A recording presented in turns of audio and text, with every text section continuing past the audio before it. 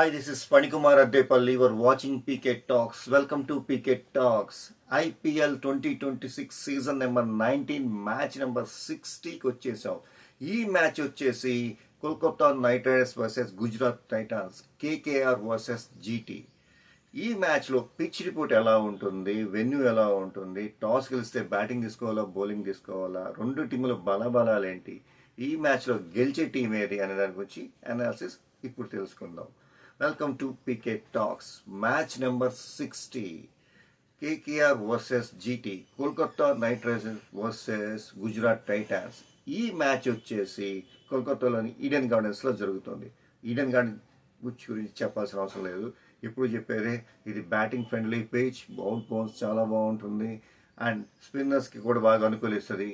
టోటల్గా ఇది మంచి స్కోర్ ఇచ్చే పిచ్ అని చెప్పచ్చు. 200+ వచ్చే ఛాన్సెస్ ఇక్కడ ఎక్కువగా ఉన్నాయన్నమాట. ఇది పిచ్ రిపోర్ట్.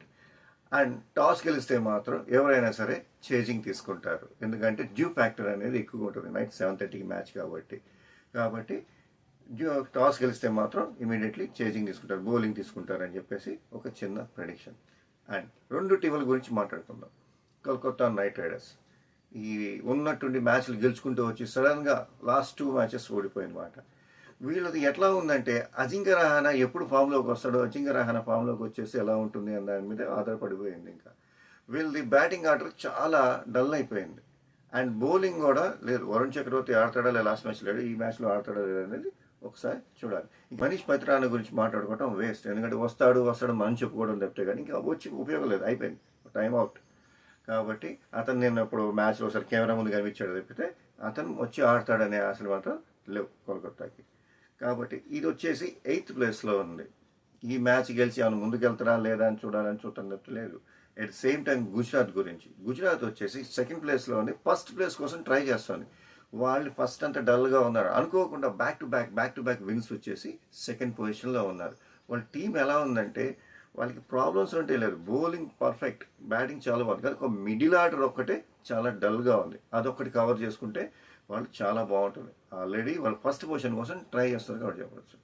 అండ్ ఈ మ్యాచ్ విషయానికి వస్తే కోల్కతా నైట్ రైడర్స్ వాళ్ళు సిరాజ్ని రబాడాని ఫేస్ చేయగలరా, వాళ్ళు నిప్పులు జరిగే బంతులతో ఓవర్స్ వేస్తూ వికెట్స్ తీసుకుంటూ ఎంత ఫామ్లోకి వస్తే అంత ఫామ్లో ఉన్నారు. వాళ్ళని ఫేస్ చేయగలరా, ఫేస్ చేసుకుని తట్టుకుని ఈ మ్యాచ్ గెలవగలరా అనేది లేదో ఒకసారి చూద్దాం. ఒక్కసారి కోల్కతా నైట్ రైడర్స్ టీం ఎలా ఉందో ఒకసారి చూద్దాం. అజింక్య రహానే, గ్రీన్, రఘువంశీ, రింకు సింగ్, అకుల్ రాయ్, సునీల్ నారాయణ్, వరుణ్ చక్రవర్తి, వైభవ్ అరోరా, కార్తిక్ జాగి, ఫిన్ ఎలన్, మనీష్ పత్రానా అంటున్నా కానీ మనీష్ పత్రానా వస్తాడో తెలియదు. కాబట్టి ఇది వీళ్ళ టీం. ఓవరాల్గా చూస్తే ఫిన్ ఎలన్ ఈ మ్యాచ్లో బాగా ఆడి ముందుకెళ్తాడని చెప్పేసి ఒక చిన్న ప్రెడిక్షన్. అలాగే జీటీ ఎలా ఉంది అనేది ఒకసారి చూద్దాం.